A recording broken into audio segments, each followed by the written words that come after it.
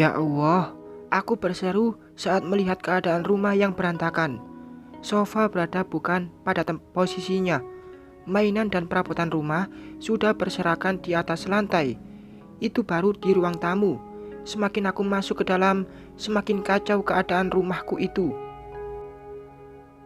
"Ranum, kamu pulang?" ujar Mas Sandi menyadari keberadaanku yang memindai seluruh penjuru rumah. Ternyata suamiku tidak sendirian. Ada Mama, ibu mertuaku yang duduk bersamanya di sofa ruang tamu yang tidak tentu arah. Wanita itu melihat ke arahku, lalu dia berdiri dan menghampiri. Aku menyuruh Sanum untuk masuk ke dalam kamarnya sebelum Mama mulai bicara. "Mah," aku mengambil tangan wanita itu lalu menciumnya. "Ada apa dengan kamu, Num?" Aku tidak langsung menjawab pertanyaan Mama, menoleh sebentar pada Mas Sandi yang duduk, seraya mengurut kening. "Aku hanya gara-gara melihat Sandi tidur berdampingan dengan Mawar, kamu marah hingga enggan pulang," ujar Mama membuatku tersentak. "Hanya?" Dia bilang hanya. Oh, apa mungkin para tersangka itu mengatakan yang tidak-tidak pada ibu mertuaku? Ku tatap lekat Mas Sandi yang juga tengah menatapku.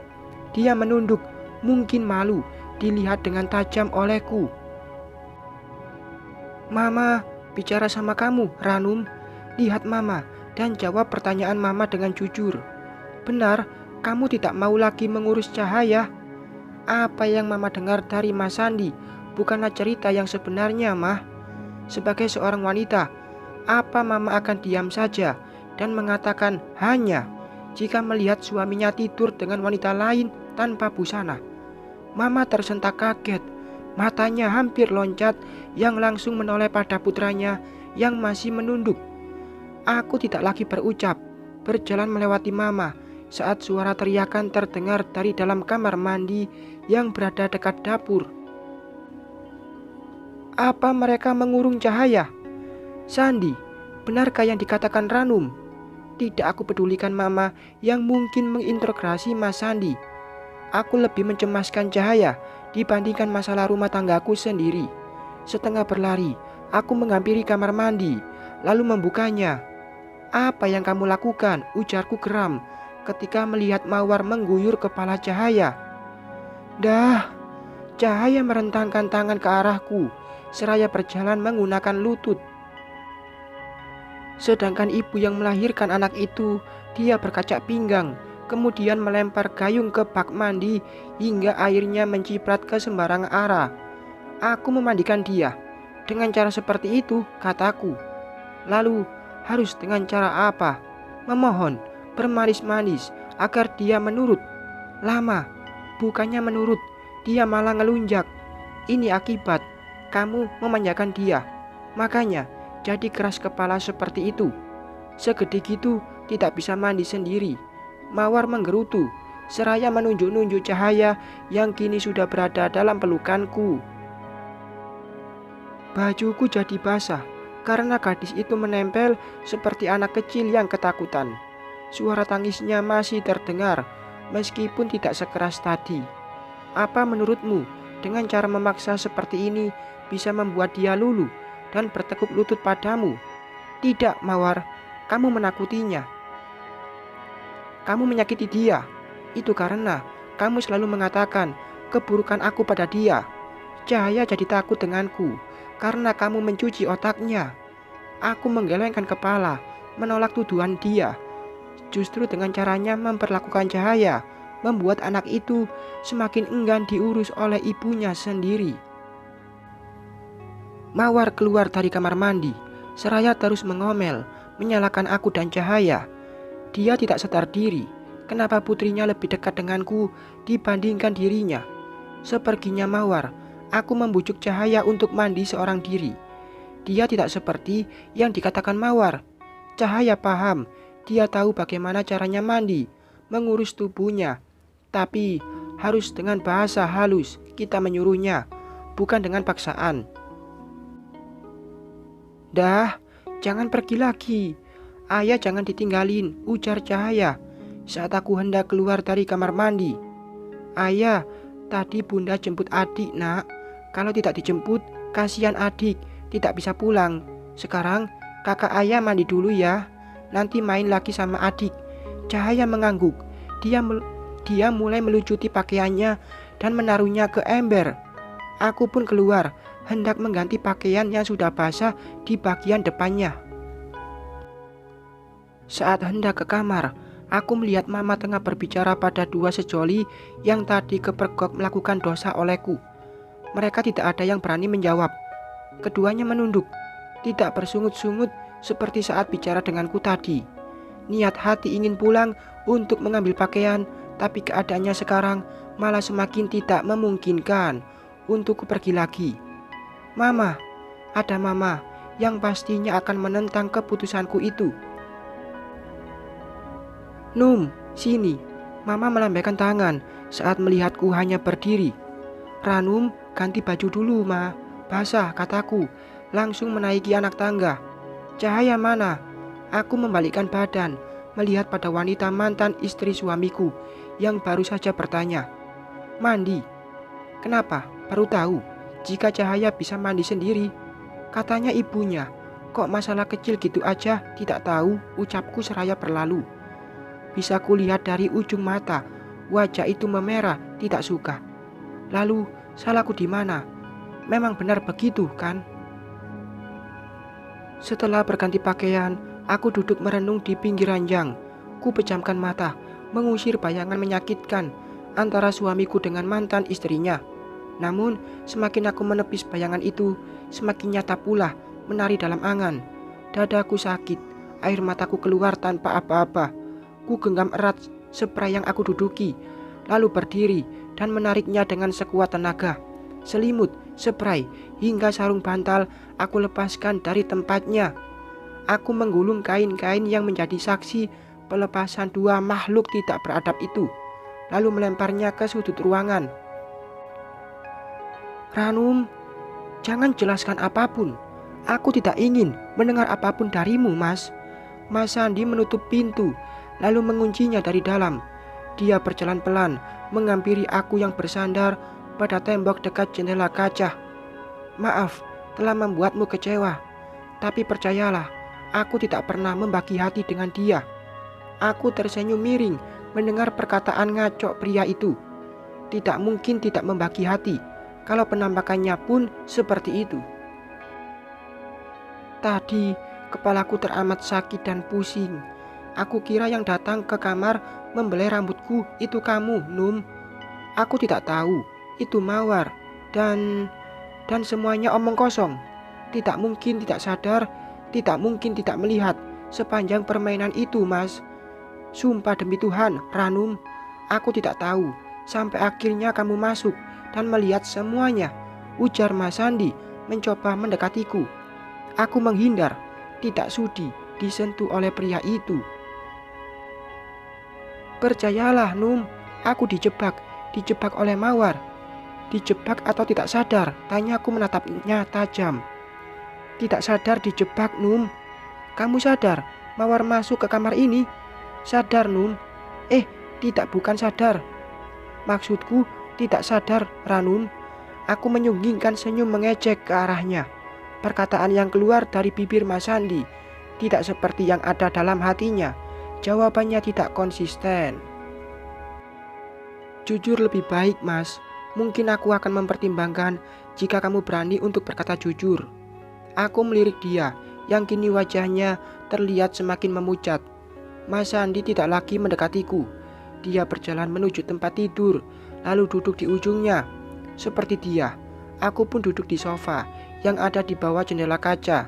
Tanganku lipat di perut, dengan pandangan masih pada pria yang ada beberapa meter di depanku. Aku sudah jujur, Num. Tidak, kamu sedang tidak jujur, Mas. 6 tahun mampu membuatku mengenali sifat dan sikapmu, Mas. Dan sekarang kamu sedang berbohong, menyembunyikan kenyataan dengan alibi yang tidak masuk akal. Mas Sandi mengembuskan nafas kasar. Dia mengusap wajah, lalu menjambak rambut lebatnya dengan sedikit menariknya ke atas. Dia masih membisu, matanya melihatku dengan raut wajah sendu. Netra itu memerah seiring dengan kening yang mengkerut, menyimpan pemikiran yang mungkin tidak selaras dengan hatinya. "Mau jujur atau aku mundur?" kataku, memancingnya lagi. "Apa maksudmu, Num? Apa kamu akan benar-benar pergi dari sini, meninggalkan aku dan Cahaya?" Akhirnya dia berbicara. "Jujur, Mas, aku butuh kejujuranmu." "Sejak kapan kalian berhubungan di belakangku?" tanyaku, menahan gejolak di dada. Mulut Mas Sandi tertutup rapat, hanya matanya yang memandang, tapi isi pikirannya melayang entah kemana. 1 minggu, 1 bulan, atau 1 tahun. "Hanya tadi saja, Num." Lagi, aku tersenyum miring. "Jika hanya tadi, hanya 1 kali, tidak mungkin kamu membela dia sampai menghadiahkan tamparan di sini." Aku menunjuk pipi sebelah kananku. Jika harus jujur, hatiku seperti disayat saat mengatakan ini. Sebenarnya, aku tidak sanggup mendengar jika nanti dia menjawab, "Sudah lama bermain api di belakangku." Namun aku tahan. Lukaku, sakitku aku buang sejenak untuk mendapatkan sebuah jawaban pasti tentang lama dia berkhianat dariku. "Aku minta maaf. Aku memang salah. Aku mengakui kesalahanku, Num. Tolong maafkan aku," ucap Mas Sandi kemudian. "Sejak kapan, Mas?" Pertanyaanku masih sama. "Num, sejak kapan? Aku akan lebih melukai hatimu jika mengatakannya." "Num, sudahlah. Aku sudah mengakui kesalahanku. Aku sudah minta maaf padamu. Tolong, jangan dibahas lagi. Kita sudahi semuanya. Kita mulai lagi dari awal. Tolong maafkan aku." Aku memberikan kode untuk dia berhenti berucap. Aku juga menggelengkan kepala saat Mas Sandi hendak berdiri untuk menghampiriku. "Sejak kapan kalian berkhianat dariku? Jika ingin semuanya selesai, jawab pertanyaanku yang itu." Mas Sandi kembali mengusap wajahnya dengan gusar. Dia menarik napas dalam-dalam, lalu mengembuskannya perlahan. 1 tahun yang lalu." Aku memejamkan mata, menikmati belati yang menancap sangat dalam ke ulu hati. Rasanya duniaku menggelap, bumi yang kupijak seakan tidak lagi bergerak. Sakitnya luar biasa. 1 tahun, 1 tahun lamanya dia berkhianat dariku. Oh, bagus sekali, pintar sekali mereka bersandiwara selama itu di depanku. "Maaf." Laki-laki kata itu yang keluar dari bibir laki-laki yang selalu kuagungkan. Aku melengos, pergi keluar dari kamar dengan tanpa mengatakan sepatah kata pun. Panggilan Mas Sandi tidak aku indahkan, memilih pergi untuk bisa melampiaskan rasa sakit yang teramat pedih ini. Air mata menggenang, menutupi pandangan. Segera aku menghapusnya sebelum kaki ini sampai ke tempat tujuan. "Num." Aku tidak menjawab panggilan Mama yang sedang bersama Sanum dan Cahaya. Entah apa yang mereka kerjakan. Aku tidak ingin tahu. Namun tak kulihat Mawar bersama mereka. Pulangkah dia? Aku tidak peduli. Sampai di kamar paling ujung di lantai 1, aku masuk dan menguncinya dari dalam. Tubuhku merosot seiring dengan air mata yang luruh tak terkendali. Aku memukul, mencengkram baju bagian dada yang teramat sangat sesak ini. 1 tahun, bukan waktu yang sebentar.